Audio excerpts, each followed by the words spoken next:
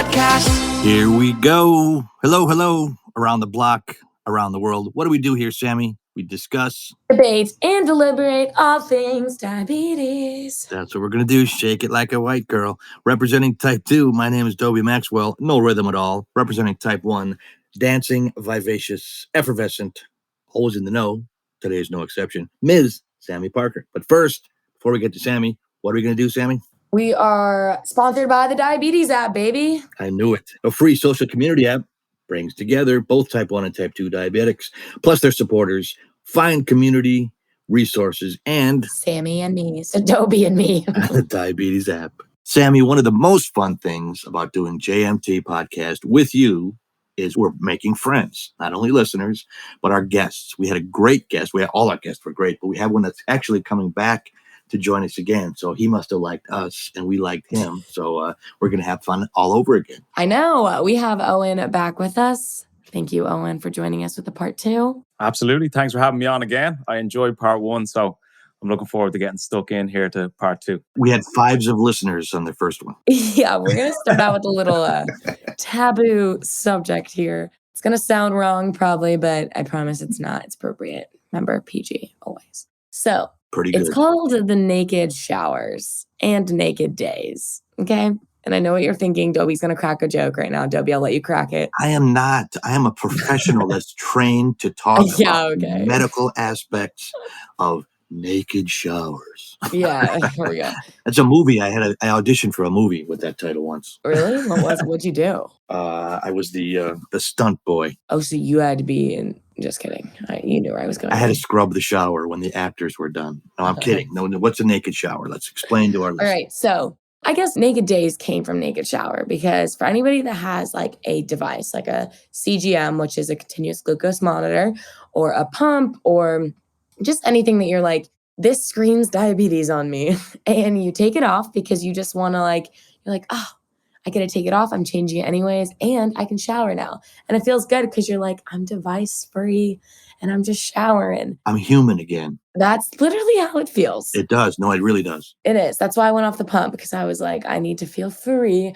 So thought naked days is kind of just days that you take your device off, because I think there's sometimes that you feel very burned out with diabetes. Oh, and I'm sure you feel the same with just taking insulin, carb counting, all of that.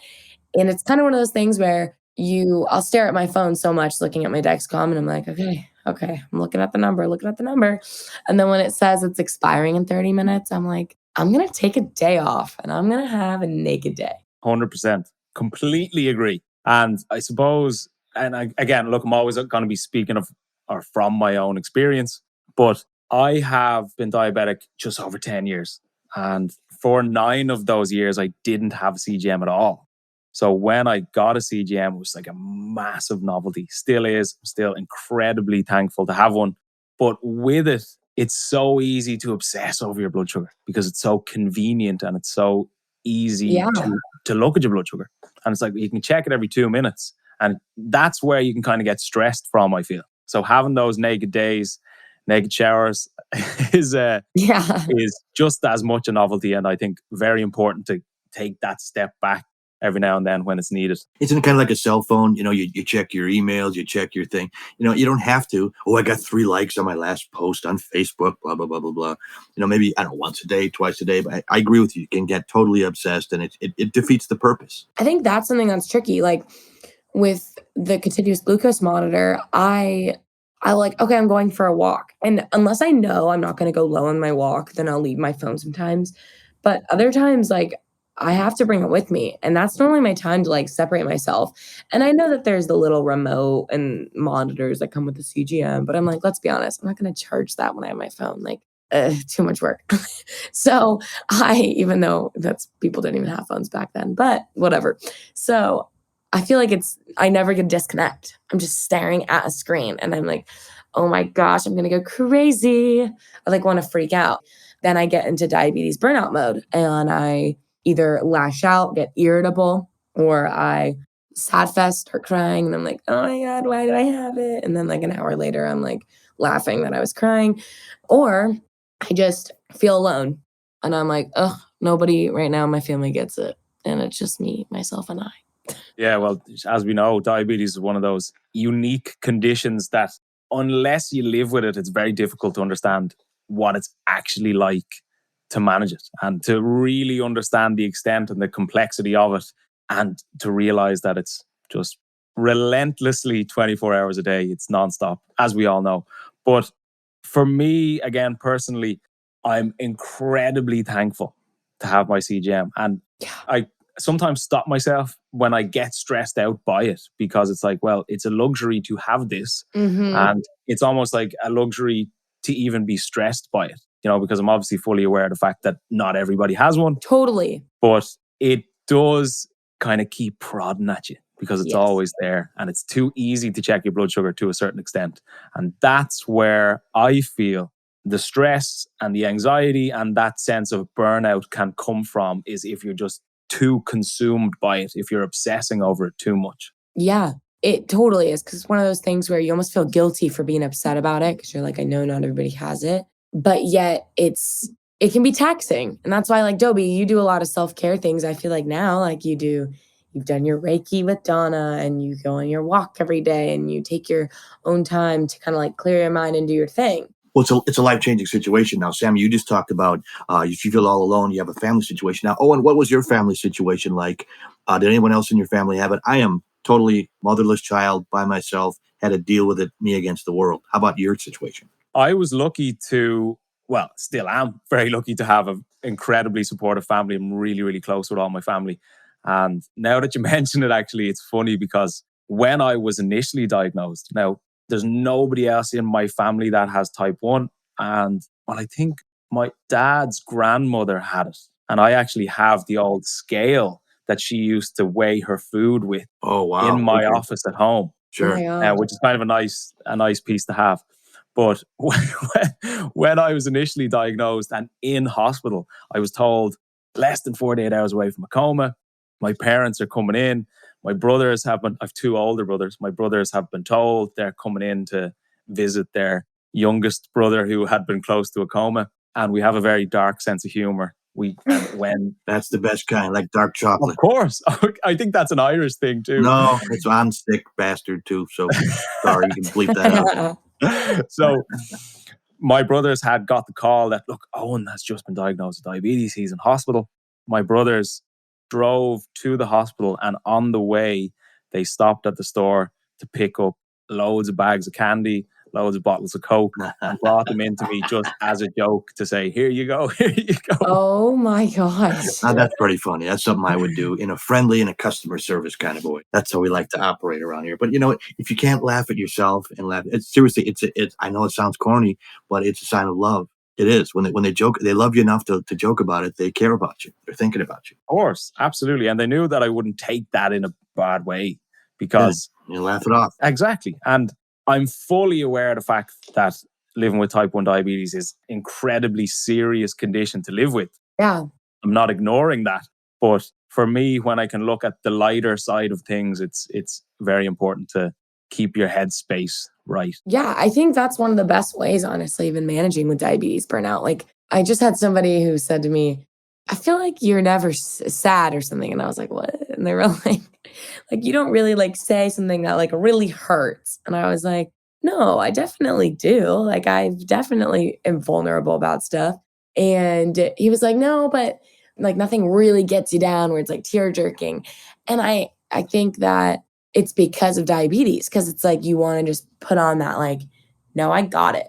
Because it's like the second you allow yourself to really get down that many times, it can kind of turn into not a self-pity in a way, but the burnout, like diabetes burnout that is so relevant and everybody deals with it, can almost turn into, okay, now I equate like having to take any responsibility for it as diabetes burnout. And I've seen that with a lot of newly diagnosed people where it's like, how do you manage it? And I'm like, what do you mean? And they're like, sometimes I just don't take my 24-hour. Like, I'm just not disciplined. And my jaw like drops. I'm like, huh? You just don't take your 24-hour? I'm like, no. That is not how that works. Like, and they're like, I know, but I'm just so burnt out. And I think that's where it can kind of come from attitude. It stems from attitude. If you have a positive attitude towards it, yes, there's days that you have diabetes burnout. But if you try to have a positive attitude, it's not going to get in the way of your responsibility and how you approach it. But I think when you have that like negative, sad energy towards it all the time, then managing it already equates to diabetes burnout. Absolutely. And what I say to myself is the fact that I am type 1 or I'm living with type 1 diabetes, however you want to phrase it, that's not going to change based on how I feel. And what I always say to myself is if I look at it in a negative light or if I look at it in a positive light, it doesn't change the fact that I have diabetes, but it completely changes how I manage it and how I can manage it long term.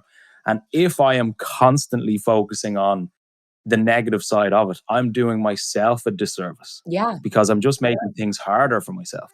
The Diabetes app is an online community platform that was created to help people living with diabetes find support and information in one spot. And on the Diabetes app, you can join groups and connect with other people all over the world who are also living with diabetes.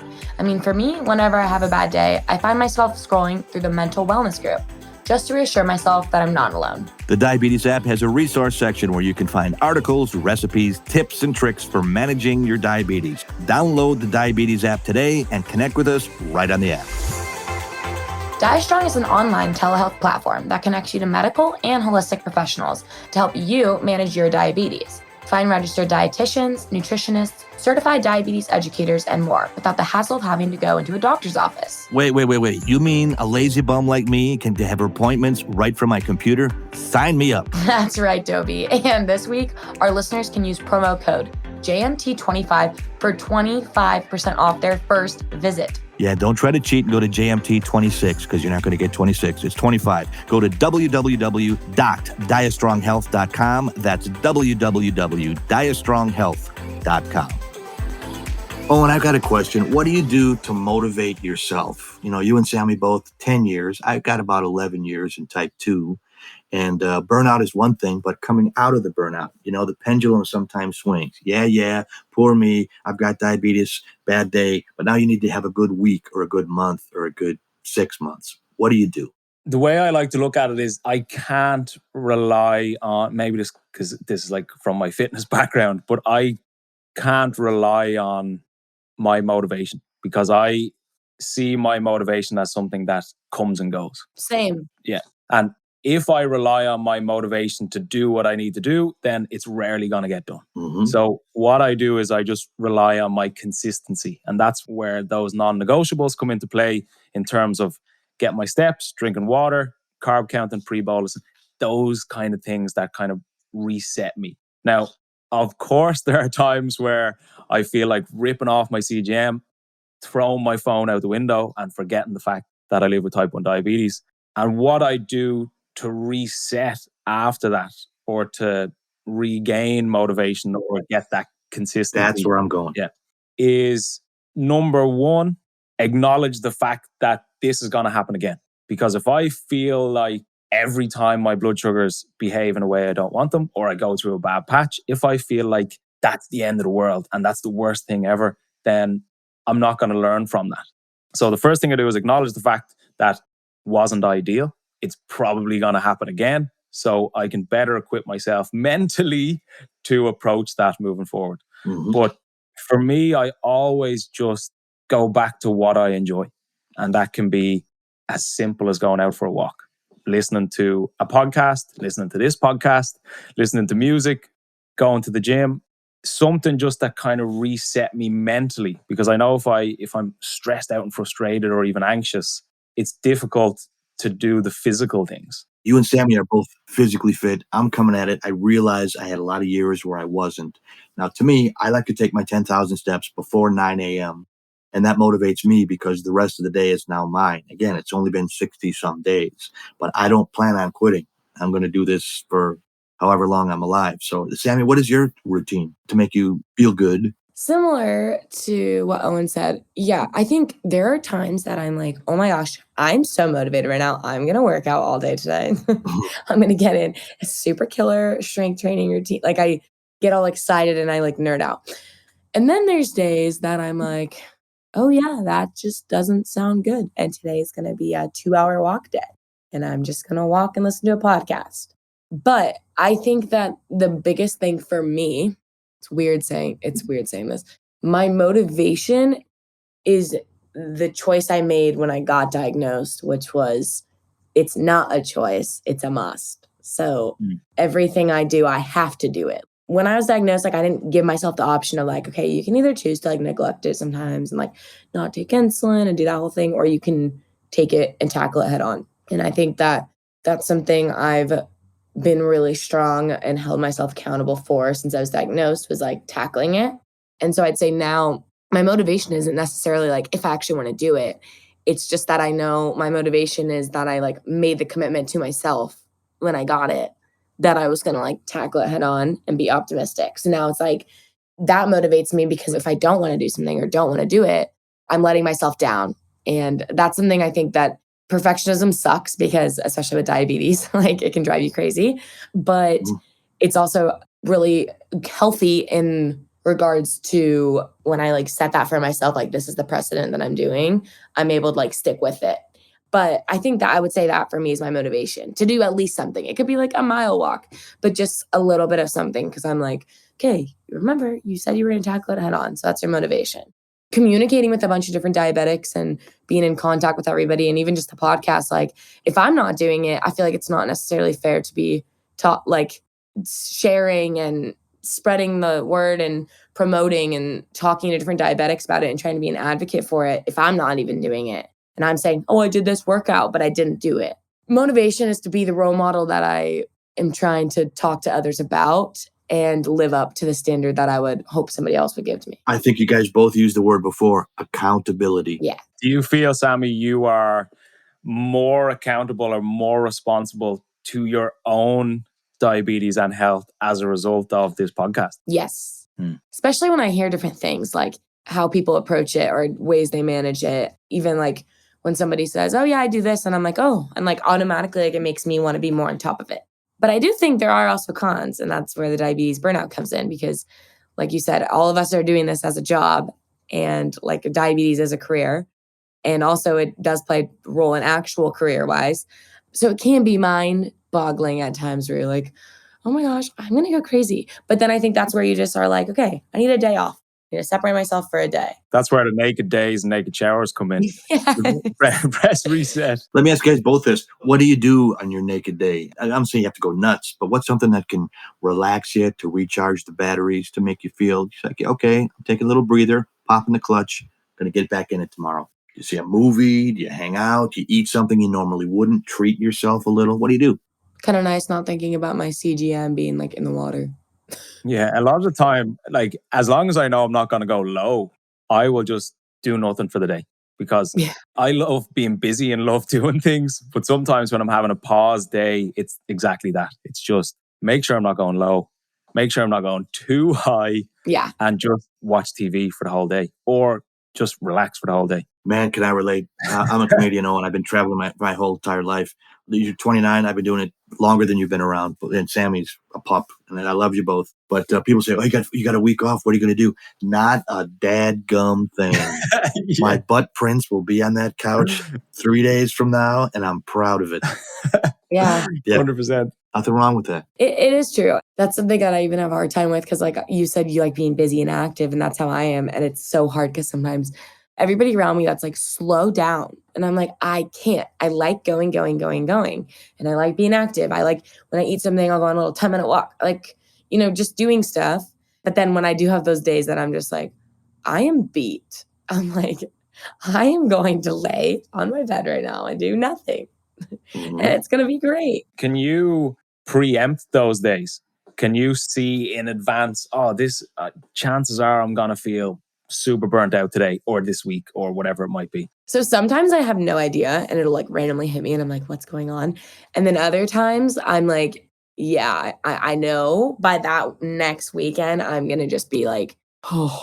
Or even if I know I'm going to be in a new setting where like I'm eating different things I normally don't eat, or I'm not exercising and I know that I'm going to have more of a roller coaster, then I'll know that by that Monday I'm going to be exhausted, because I'm just going to feel like depleted and my mind is going to feel drained. And do you like mentally prepare yourself for that mental backlog? I try to, and I honestly am not very good at it. I need to get better, because I'll like I'll wake up and I'm just like, I am so tired or I'm so beat. But then I'll sometimes be like, okay, need to get a wave of energy, but I just really can't sometimes. And I'm like, okay, you need to just accept it. And I think there's days that I definitely can. If I know that's going to be the case, usually I like to walk on those days because it's like feels really good to be like, okay, I'm really burnt out, but I just want to like walk and just close my eyes, listen to a podcast, listen to music, and not think of anything. And that's like a really, I think, a good thing for me. And as far as like self-care, but do you prepare yourself? No, not really. Not really, because I can't really see them coming. It could just be a day where I'm like, oh, do you know what? I'm a bit fed up here. I'm not going to be as precise as I usually am in terms of my management. But for me, I always feel as if, again, it can be different for everybody, but I feel as if the burnout can come from my thinking of the long-term life with diabetes. And if I have a day where my bloods just aren't behaving, I feel I can get more stressed if I think about, well, what am I going to do when I'm 70 when I have these days? Yeah. And when I think about the longer term, that's when I can kind of get stressed. So that's why I just focus quite literally day by day. Yeah. And most of those days, I will take that day even meal by meal. So it's like, look, I'll do what I do. I do what I have to do now, today, and that will take care of the long term itself, rather than feeling as if I need a completely different approach year on year on year on year. Because essentially, you can only look after today, right now, anyway, if that makes sense. Yeah. Somebody said a good thing. I don't even know who said it, but you could drive across the continent, Europe, America, anywhere, at night because your headlights are 200 feet in front of you, and that's all you need to navigate as far as you want to go. And I think diabetes is exactly the same. It's like, okay, yeah, like you just said it, Owen. Today, I'm at the moment in the present. If you do that every day, day by day, I know it sounds like a Hallmark card, but it really is true. You can make it to age 70 like that. That's a perfect analogy, Dobie. I love that. I don't do that very often, Owen. So Sammy's going Say it to one more write time, that Dobie. down. Say it one more time. Yeah. You have to listen to the podcast. Okay. Repeat. Touche. Perfect analogy. One day at a time, basically. And I know any way you want to say that. None of us are perfect, but hey, we're doing okay. We're doing better. Take a day off, get back on the horse, ride again. Yeah. Can I ask you, Dobie, with your 10,000 steps that you do before 9 a.m., that's phenomenal in itself. Do you think about that long term at all, or is that just boom, day by day by day? That's a really good question that you brought up. I got diagnosed in 2011, and it was fear when I got it. And I thought, and they said, well, you can turn it around as a type 2. So I was motivated, man. I was out there every day. And within 90 days, I was off all insulin.